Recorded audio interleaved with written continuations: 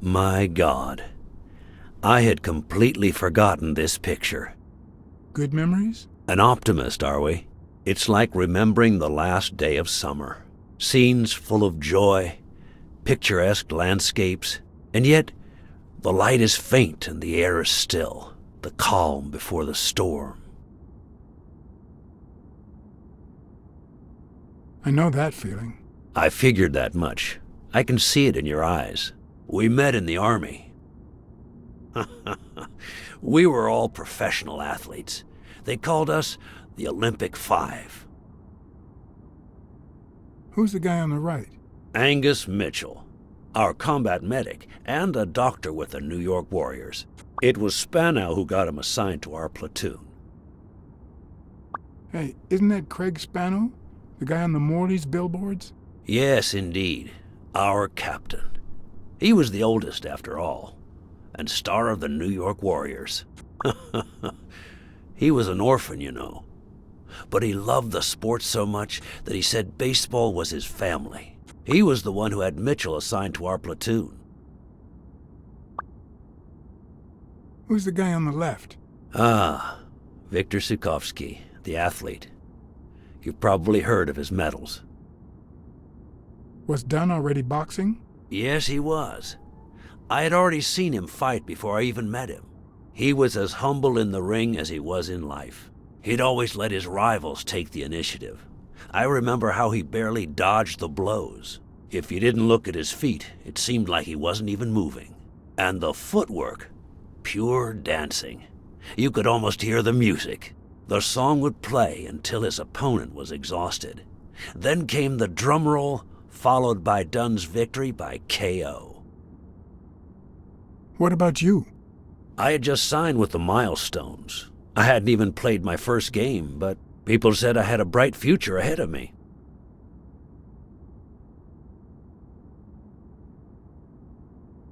And you did. The cop at the hospital sure seemed happy to be the proud owner of a Tim Ironarm Thorpe autograph. Who would have thought that I'd end up becoming Tim Iron Legs Thorpe? What happened? I fought the Nazis for 2 years, up there in the sky, over Europe. And I never set foot in a field hospital. 3 years later, I crossed the street without looking. And look at me now. What happened to all of them? Zukovsky died the same day they injured Dunn. Dunn received an honorable discharge and came home. He quit boxing and opened his gym. Mitchell was redeployed to a field hospital. Spano and I continued in the same unit, but nothing was ever the same. You see what I meant with the last day of summer. And after the war, well, who the hell cares? I do. What happened to Spano? Well, you've seen the billboards. He made it big time. When I was forced to retire, I got him some advertising deals. That's how I founded this agency. But then, something happened to him. He became sullen. He fell out of shape, and slowly but surely lost touch with reality. He withdrew from public life and broke off our friendship. Haven't heard from him in, 3 years? And believe me, I've tried to contact him.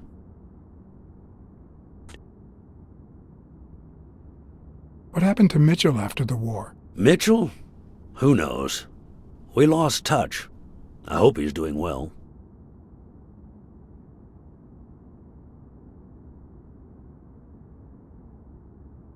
I think I saw Mitchell not too long ago, but I can't remember where. Seriously? Please try to remember. I'd love to hear from him again. I'll do my best.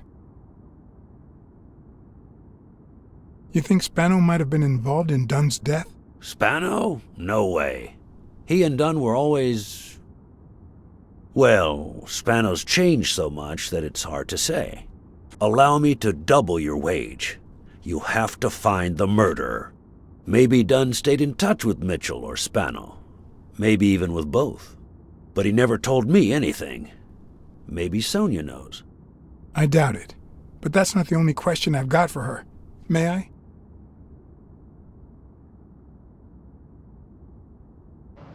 Yes? Sonia? No, calling. Where is she?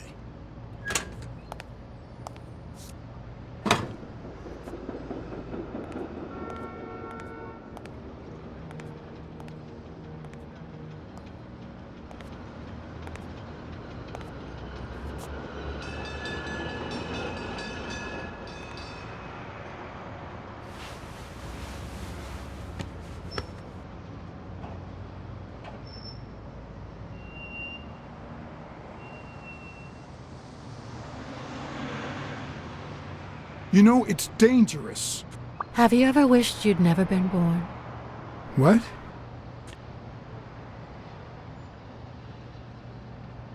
Luckily, that has never crossed my mind.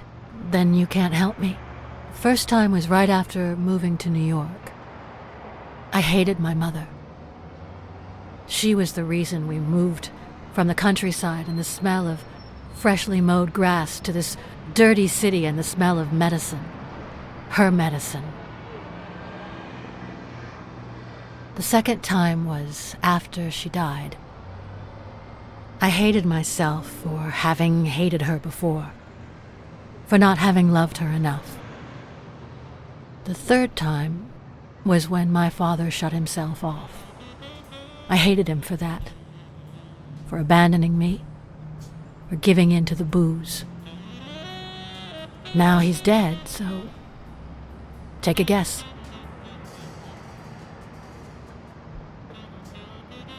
You've realized just how much you really loved him. I guess so. But that's not the worst of it. The problem is I don't know how to live without hating him. Over the last few years, everything I've done was meant to push my father far away. To avoid being like him. To avoid making his same mistakes. Without him, I just don't know who I am. And you won't even let me hate Bobby, which might actually help me.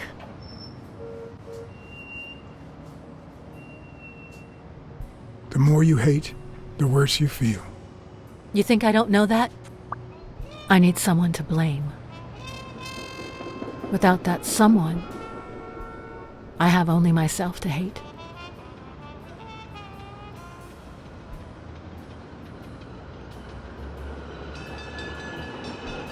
Hate me. A good detective would have found the killer by now. That's nonsense. You've already come so far. I'm sorry I haven't been a little more grateful. In any case, you shouldn't hate yourself. You are... No, you have such good qualities. You're as smart as you are kind. That's what my father used to say. Why would you think that? You try too hard to hide the latter. But I'm a detective. Anyway, can we just drop the subject? Did you go to my father's apartment? Yes. The thief went there before coming to the gym, which leads me to believe he didn't find what he was looking for. And what was he looking for?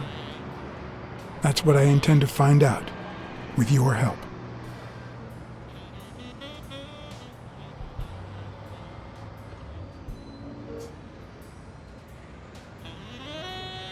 Your father sold his apartment.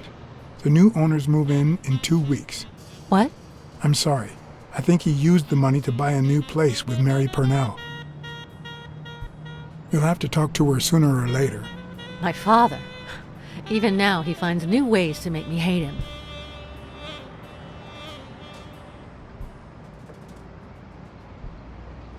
I saw your old room. That's embarrassing. I see you were dead serious about me hating you.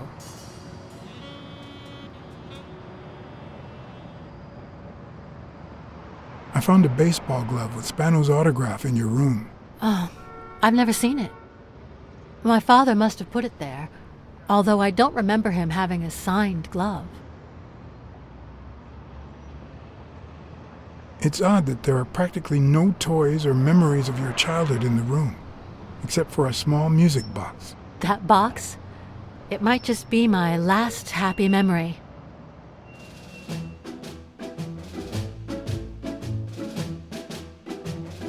It's from before my mother got sick and we moved here.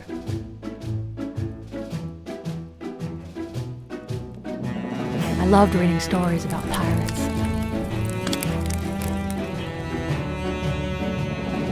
So my father drew a treasure map for me.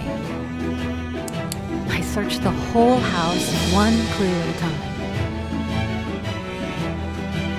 It led me to this enormous tree in the yard where Daddy had put up a tire swing. X marks the spot, so I dug to find my treasure. I loved the music it played, the ballerina and the little secret compartment. Oh, the secrets I kept in there. I think it's the first time I heard you call your father Daddy. Really?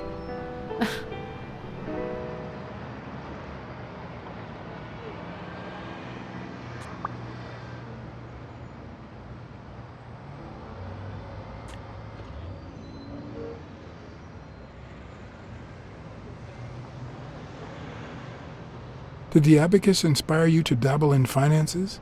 The most useful gift anybody has ever given me.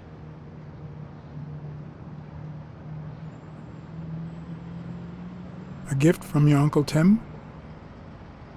He used to say that in this day and age, a woman should know how to count. My father didn't agree, but he didn't oppose it either. People thought he was a liberal because of his attitude towards racial issues. But at home, things were different. I'm also a fan of Frank Papalia. Oh yeah, the poster. I only liked him because my father thought he was too modern. I found a picture taken during the war. The Olympic Five. Did you meet any of them, besides your father and uncle? Well, Uncle Tim actually isn't my uncle. No? He and my father loved each other like brothers. Did he tell you that he saved his life?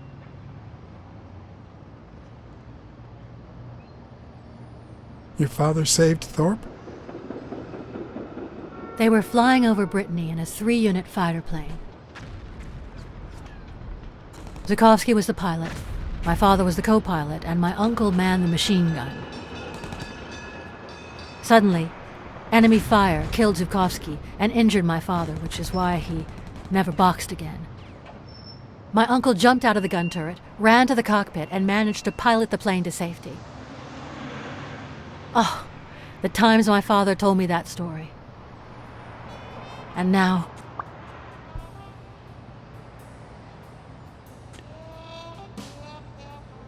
Did you ever meet Spano? What can you tell me about him? I think I saw him once, but I was just a little girl. I think my uncle turned him into a star. That was a long time ago. Did you ever meet Mitchell, the doctor? Mitchell? The lizard? No, never. Why? Oh, nothing. I think I've seen him somewhere.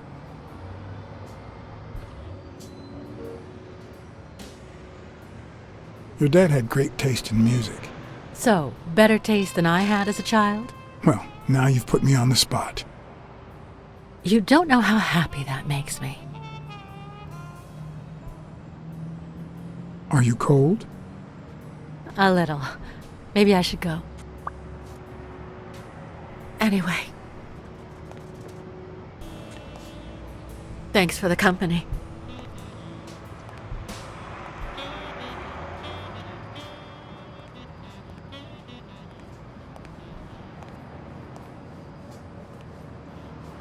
I knew I was looking at a solution, but what exactly needed solving?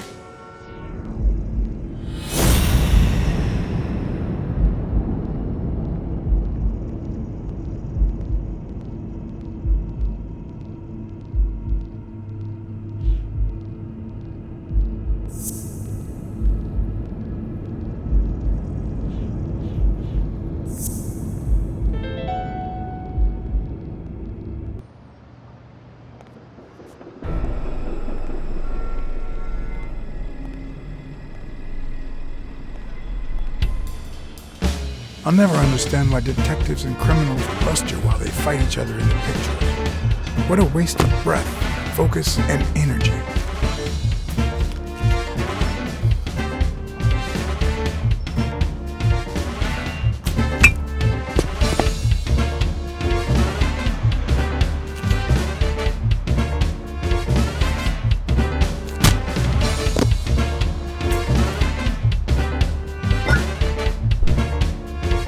It's not the lack of credibility in the screenplay that bothers me.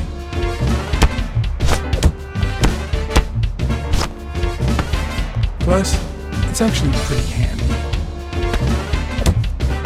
When a crook talks to you in the middle of a fight, you know you're up against a rookie.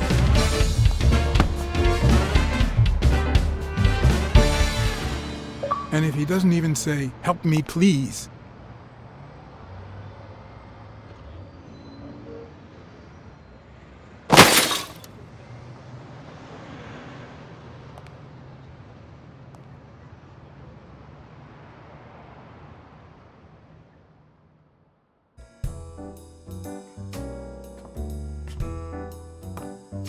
What did they say? nothing serious. I lost another one of my 9 lives. Oh, this hurts. Got many left? I'm in the red.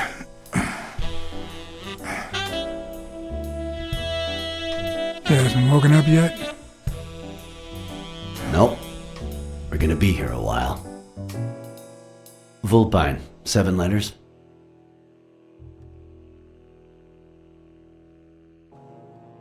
Devious? You think that's the same thing? I don't know. Sounds a bit off to me.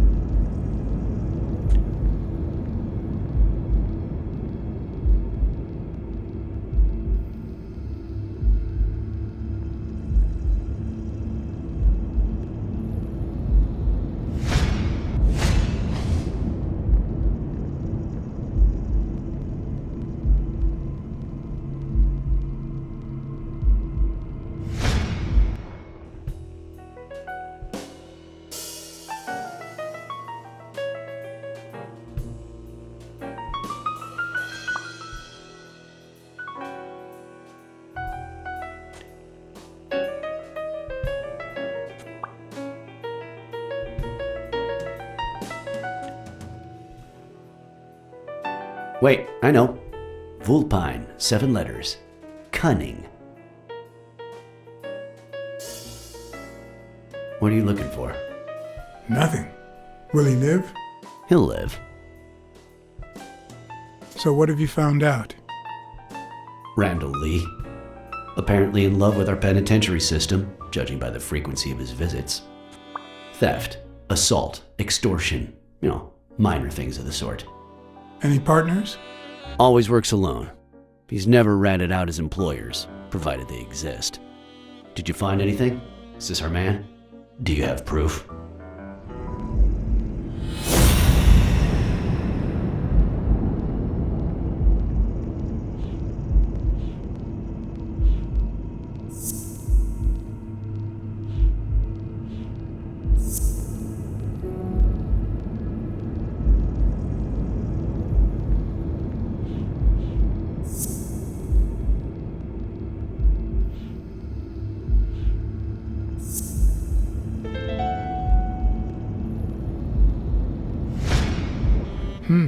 Looks like we know who tore his pants following Clarice Freeman up to the rooftop.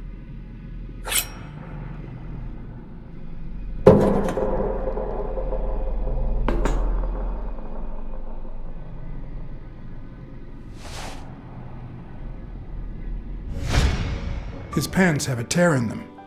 I found a piece of that same fabric at the gym, on the stairs that lead to the rooftop where we found the second body. Makes sense, but how many pairs of ripped pants are walking around New York City? I don't call that evidence.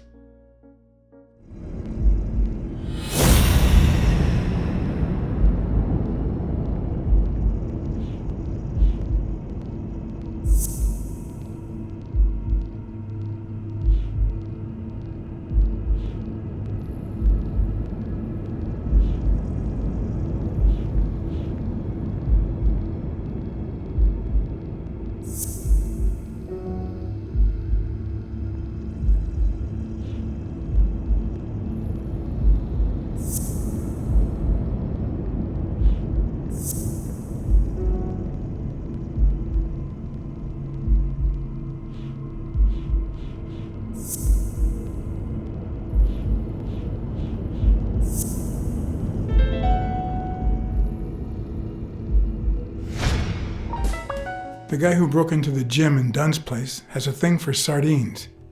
Did you smell his breath? Right, because there's only one sardine fanatic on this side of the Hudson. I need something more.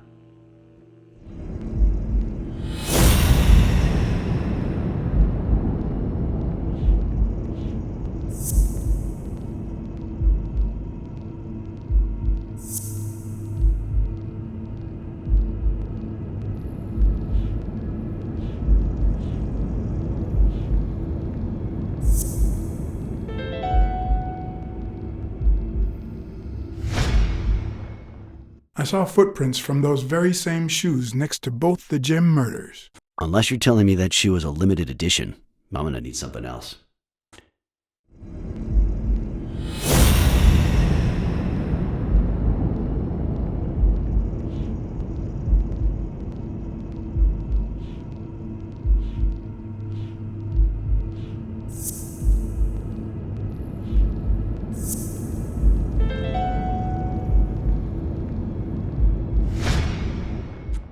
One of the thugs that attacked me the other night had a snout just like his. I'm sorry, but you can't incriminate someone based solely on species. What else you got? What more do you need? I've given you 4 pieces of evidence. None of which are conclusive. He tried to throw me off the rooftop. Yeah, you're right, I'm sorry. He's our man. No, he's not our man. Make up your mind. He's just a puppet. Someone is pulling his strings. Could it be Yale?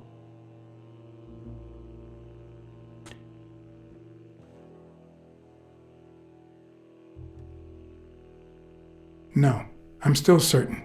He's innocent. By the way, was he discharged? His room is empty. They let him out yesterday. He's in police custody now. You can tell he's an athlete. Made quite the comeback. Anyone else would have taken 10 times as long. Anyway, he better be fine. You know they've ordered me to escort him to Madison Square Garden on the day of the fight.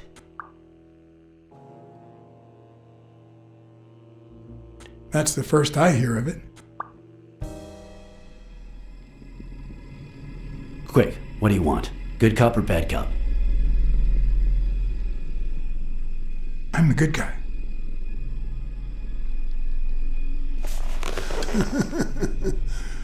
Good thing someone took out the trash. No wonder you were saved by garbage, you piece of trash. But you're gonna wish it hadn't. Go to hell, you dog.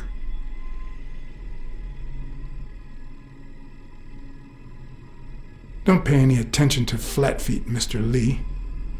Yeah, you're in a tight spot, but there's always a way out. We have proof that you killed Joe Dunn and Clarice Freeman. I'll call your bluff.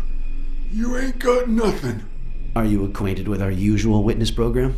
For a modest sum, they'll say they saw your sorry snout when and where we tell them to. Cut the crap, Smirnoff. You know we've got conclusive evidence. However, we can offer you a deal if you tell us who hired you. What can you offer me?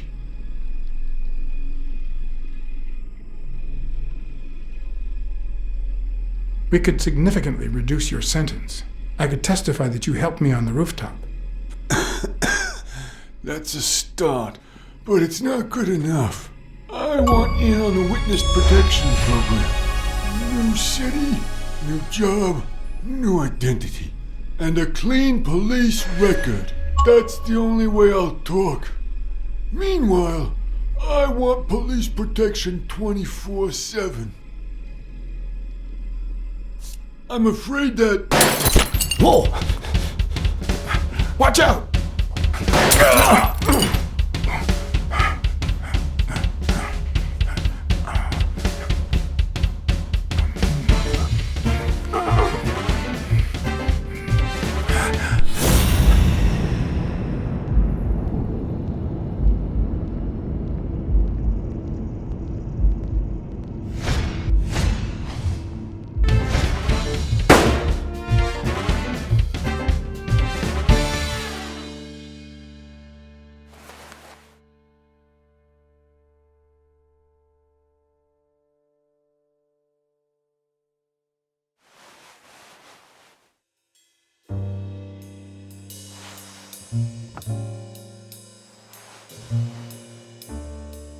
Luckily, Smirnov's wound wasn't as bad as Randall's. Unfortunately, the police found nothing on the nearby rooftops. Our best shot at finding the killer was gone, so I went back to my previous lead.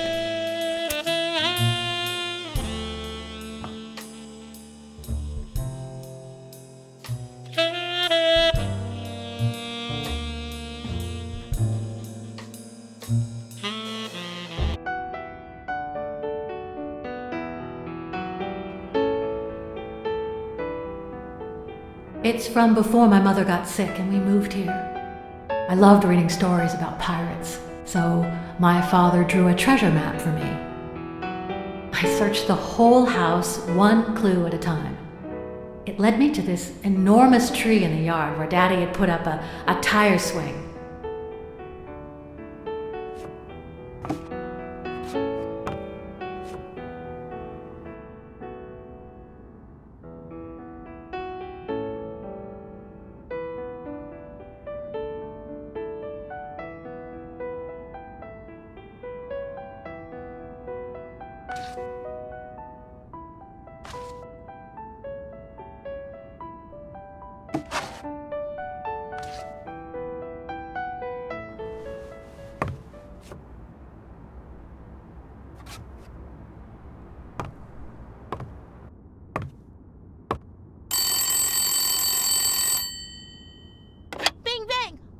Hello, Smirnoff residence. You're Blacksad dead! here. No, I got you with my lasso! Can you quiet down, kids? Dunn got killed for stirring the hornet's nest. And you confessed your crime! Kids, please. He'd been investigating athletes for months, including Helen Moore and Al Stone, among others. Dunn's notes aren't all that clear, and I'm not sure what he was after. But I'd say we're facing a widespread corruption case. Well, if you're right, that could be some dangerous evidence. Bring it here ASAP. Sure, but there's something important that I need to finish first.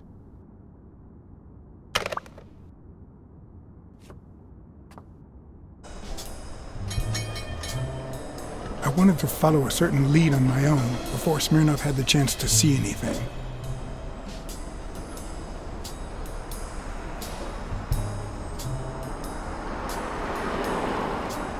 According to his notebook, Dunn had seen Craig Spano at Sam's Diner just 4 days before his death.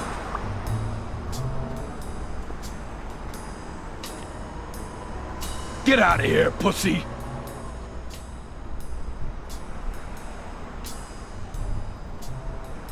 How is Mary? Playing the sad little victim at home. And here I am, up to my neck! What the hell do you care, anyway? Beat it! It might have been easier to slap the information out of him, but I decided to trust in a universal truth. Everyone is guilty of something. You don't know who I am, right? Don't know and don't care! Come on, spit it out! I'm John H. Blackmore, Public Health Inspector. Oh, yeah, right. There are some real freaks around here, so I have to be firm, you know? Have you eaten? Dinner's on the house.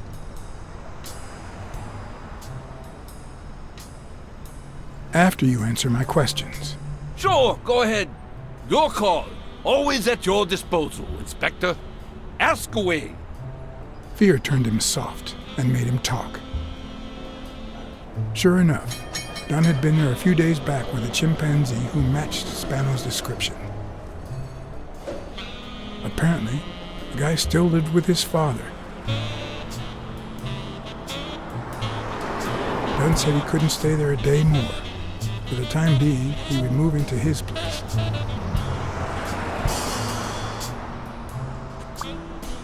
Wait a minute.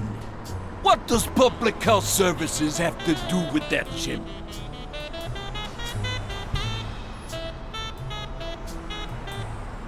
The chimp died of food poisoning, But wait! He didn't even eat! which is even worse.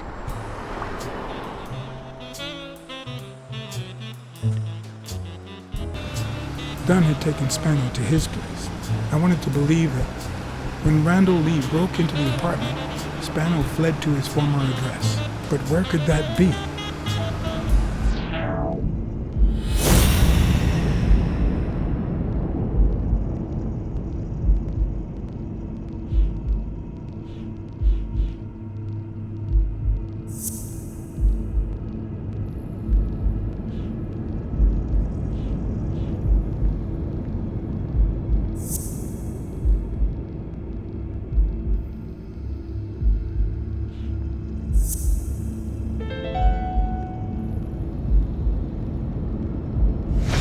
I gotcha.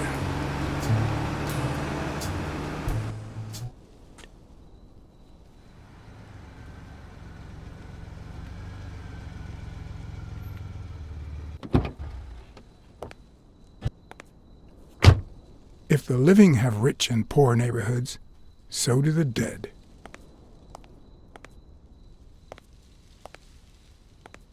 In the mid-19th century, Greenwood became the resting place to the city's most distinguished citizens. Thinkers, scientists, writers, inventors, artists, businessmen, politicians, police officers, thieves, pimps, and murderers.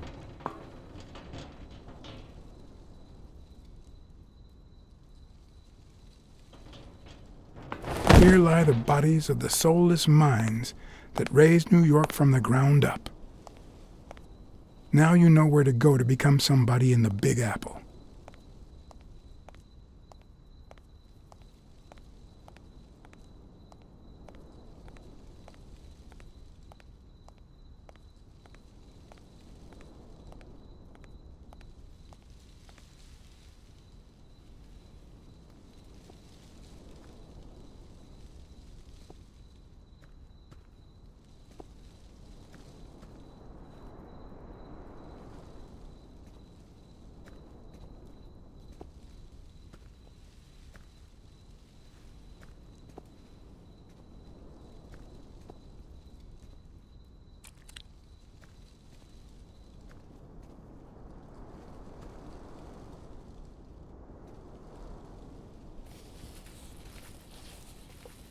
Still hot.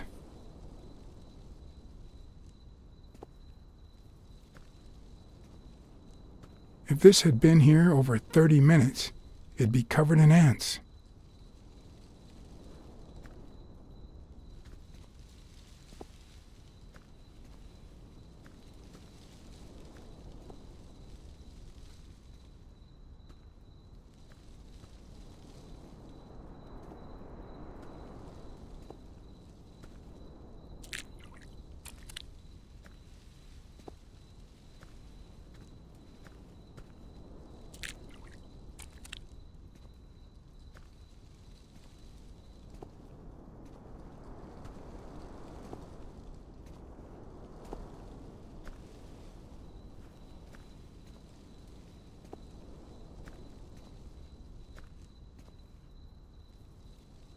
The 4 bases guarding their father.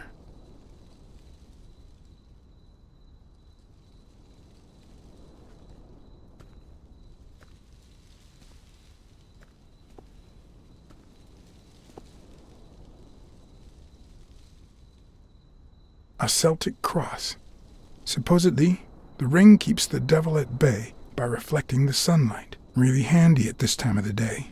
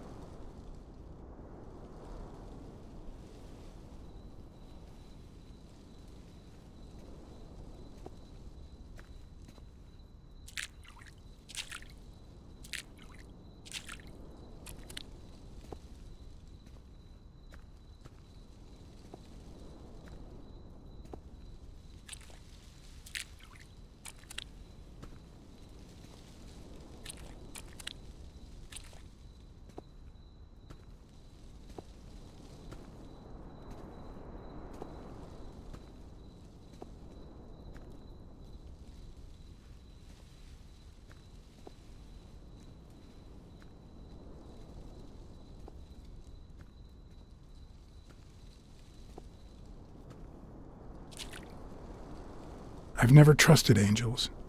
When they fall,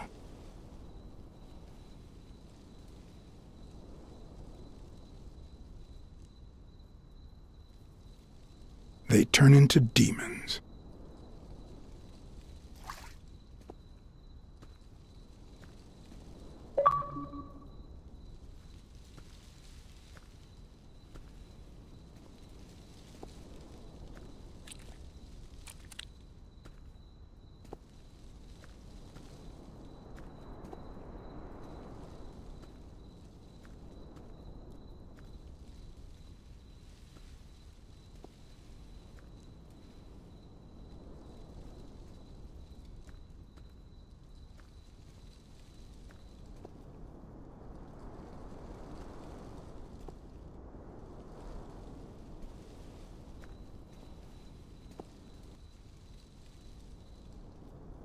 According to the book I found at Dunn's place, fans of the sport leave baseballs on Bradwick's tomb to pay their respects. It's strange that I don't see any. Maybe they're gone with the wind, or somebody claimed them as part of their inheritance.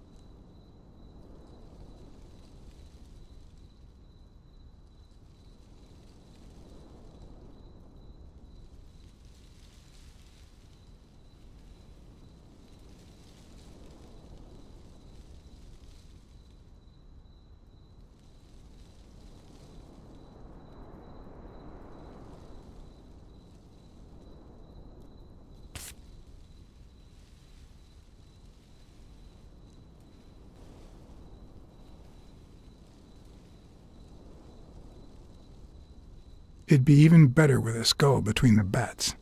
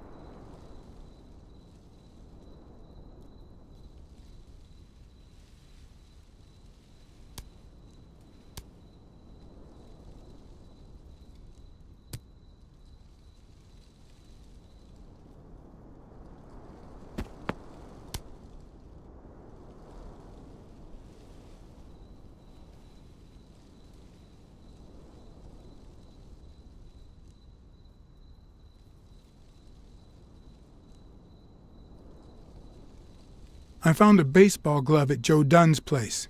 A glove signed by a great star. I couldn't believe my luck. I've always been a New York Warriors fan, although, to be honest, they're not what they used to be. Yep, they just haven't been the same without Craig Spano.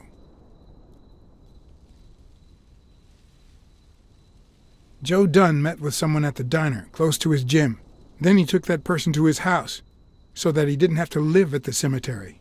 I would have never guessed the person's identity.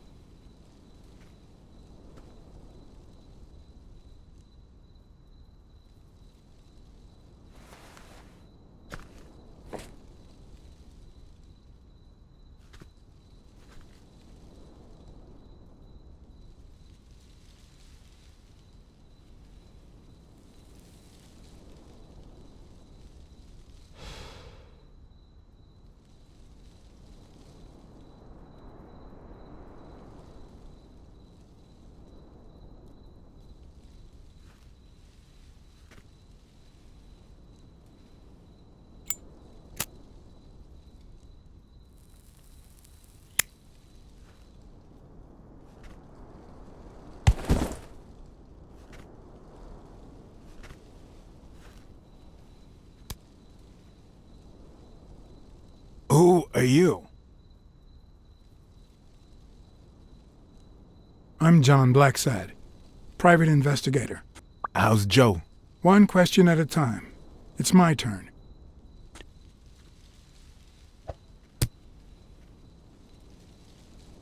Your turn.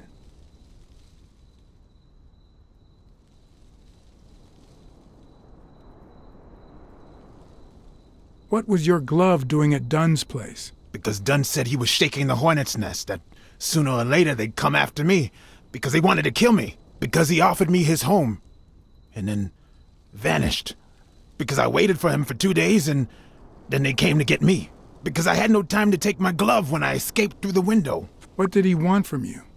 And who wants to kill you? One question at a time.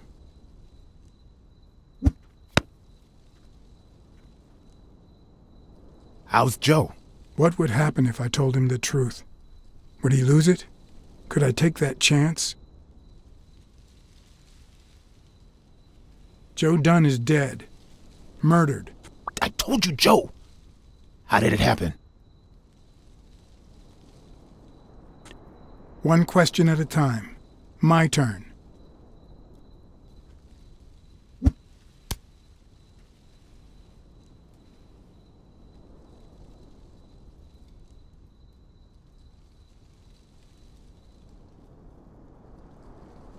Why did you meet with Joe Dunn? Because he thought that the same guy who wrecked my career was ruining many others. Because he wanted me to tell him who was behind my decline. Because Joe knew the same guy would go after him too. And he was right. Our old friend, the surgeon.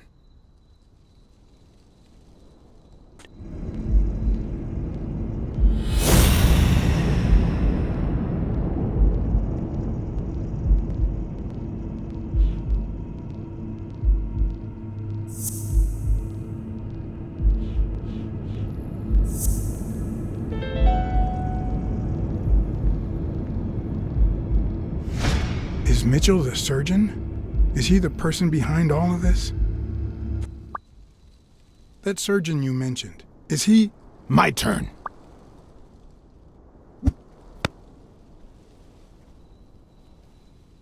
I want to know why I should trust you.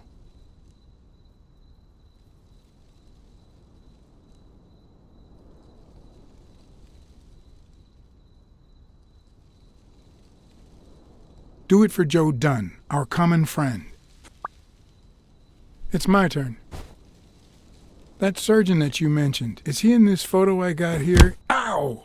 Hey!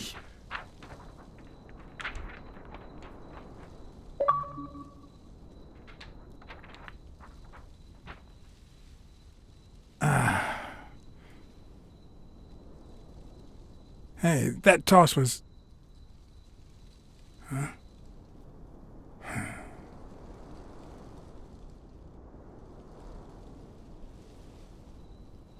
Both my ear and my self-esteem would hurt for days. But at least I had a new lead to follow, the surgeon. The bastard had avoided my scrutiny by passing as a hospital doctor. But now, all of my senses were on guard. No matter how good the disguise or how well he hid, I would find him. So, what you're saying is, 1, there's a corruption scandal involving all kinds of athletes. 2, our puppet master is a surgeon named Mitchell, a man who happened to fight in the war with Dunn, right?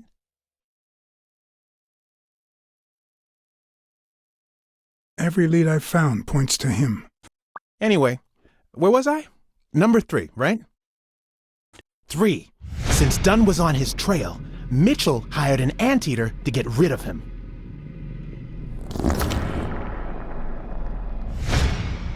Then, since you were also shaking the wasp's nest, he went after you. But the anteater made a mistake, and Mitchell killed him to cover his own tracks. And, wait, 4.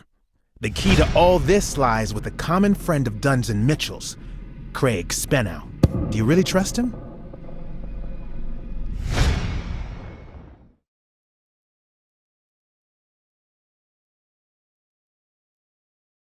I have the feeling there's something Craig didn't tell me. I don't know what exactly, but I'll find out. 4. No, I mean 5. Dunn was murdered 4 days after taking Spenno to his house. If that doesn't make him suspect, makes sense, doesn't it? No, it doesn't add up. Why not? Just a hunch. Let's follow up with the suspects. You told Smirnoff you're convinced that Yale is innocent. But what about O'Leary? 6.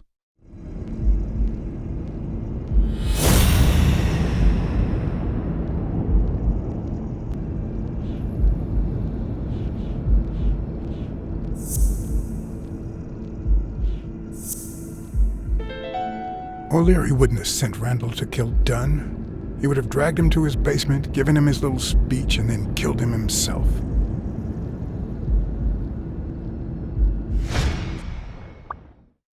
Nah, I know O'Leary, and he wouldn't have sent a hitman. He would have taken matters into his own hands.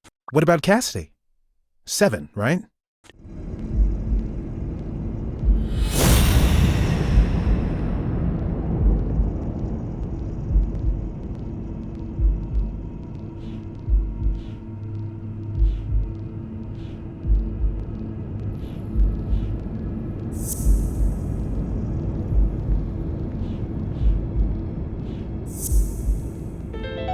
I think it's safe to rule out Cassidy as Dunn's murderer.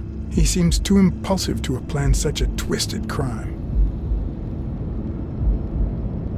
Whoever planned the whole thing knew the suicide theory would fall through, so he manipulated the clues to incriminate Yale. Cassidy is too impulsive to pull off such an intricate plan. So, you're right. Mitchell is the one pulling the strings. And you know why? Because in novels, the murderer is always someone the detective knows from the beginning. Well, that could be the case in British novels.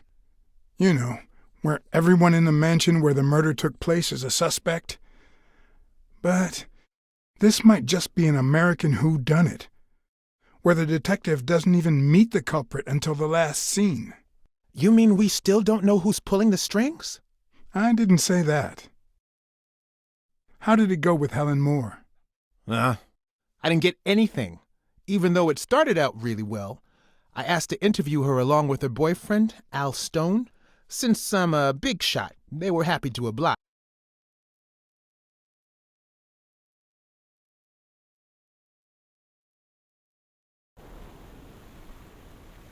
Perfect.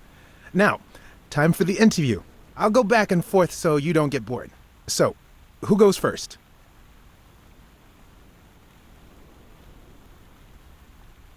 Here's one for Helen.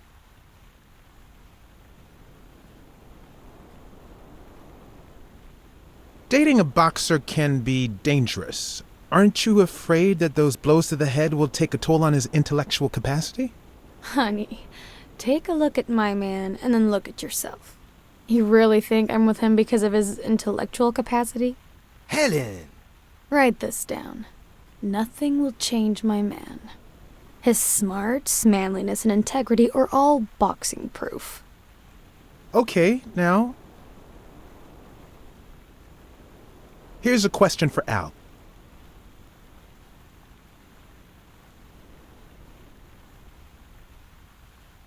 In just 12 days, the contender will try to steal your belt. Any thoughts on your fight against Yale?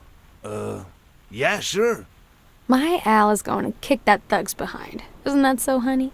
Yeah, well, we'll see. No such thing as a weak rival. Nonsense. You are and will be world champion. Next question. Moving on. Time for a picture. How should we pose?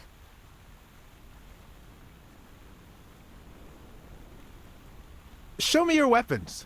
The fist against the racket.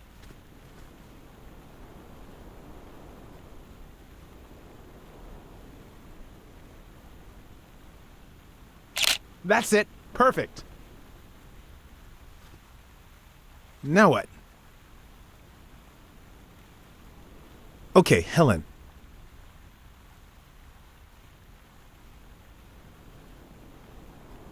What can you say about the rumors that claim you were in a relationship with Desmond O'Leary? Oh, honey. It would be such a shame to mention that shady character in your article, wouldn't it? Well, why? I'm sure your newspaper would hate to fire someone as talented as you. Oh, okay. Okay, one more question, and... Al, honey, can you answer it? I've gotta go say hi to a fan. I'll be right back, Mr. Pulitzer. Wait. You mean she stopped smiling when that fan showed up? Yeah. Could you describe him for me? I'll be able to show you something as soon as I'm done developing these pictures. And actually, I thought it was odd too. So while I continued to interview Stone, I managed to take some pictures of Moore and whoever her mysterious fan was.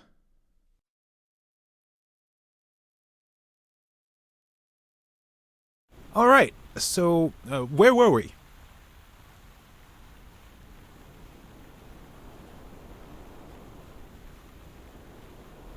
Your manager is Frank Cassidy, president of the Boxing Managers Association of New York.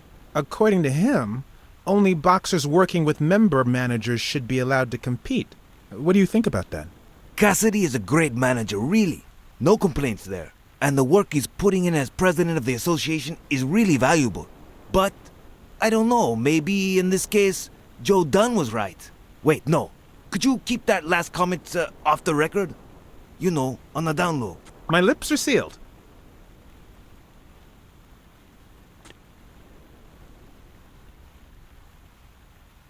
Are you ever jealous about sharing your sweetheart with America?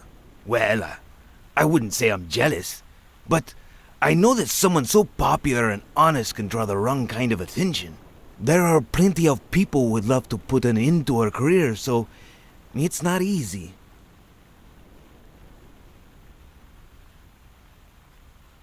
In just 12 days, the contender will try to steal your belt. Any thoughts on your fight against Yale?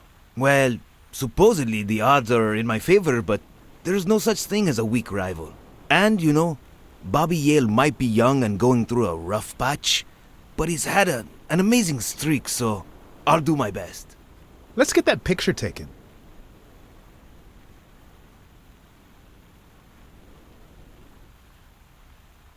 Let's see what you think about this. Close your eyes and rest your chin on your fist. The boxing thinker. Like these? Exactly. Wait, I accidentally moved. Stand still. I'll take another one. What's with me today? Don't move, please. Now we got it. Should we keep at it?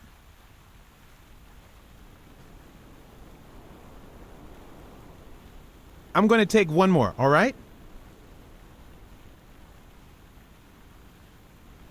Okay, now raise your head and your arms up like you were celebrating a victory. Like these? Exactly.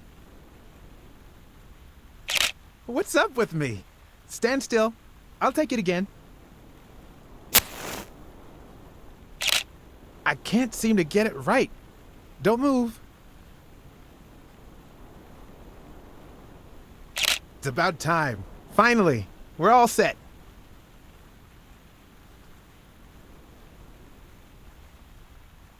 Wait.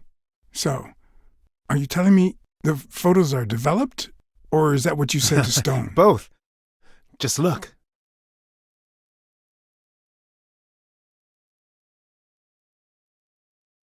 Who's that guy? I know he's not a fan. You should have seen her face when she saw him. How the hell did you make them pose like that? They're lovers, not sworn enemies. I don't know. I was focused on my detective skills. That's a decent picture, but it doesn't tell the truth. Huh? Of course it's the truth. I was there. Stone isn't as strong as he looks, and Moore certainly doesn't need him to lift her up. I think she only smokes when she's nervous. What was making her nervous? The boxing thinker, the boxing poet. Boxing just might turn out to be the intellectual sport of choice.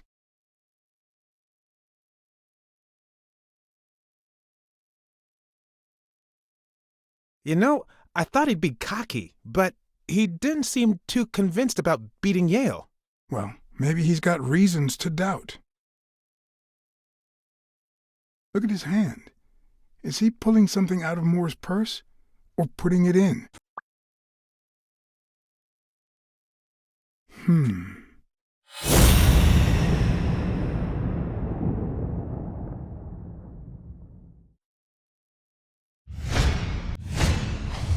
I've seen that matchbox before.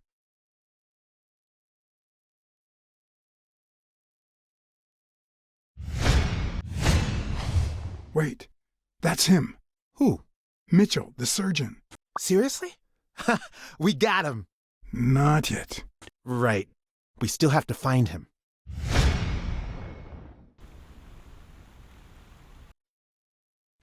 Hey, pal. Did you hear what I just said? We need to keep looking at all those pictures. We need a clue that'll take us to Mitchell. Hey, see? There. Just like I was saying.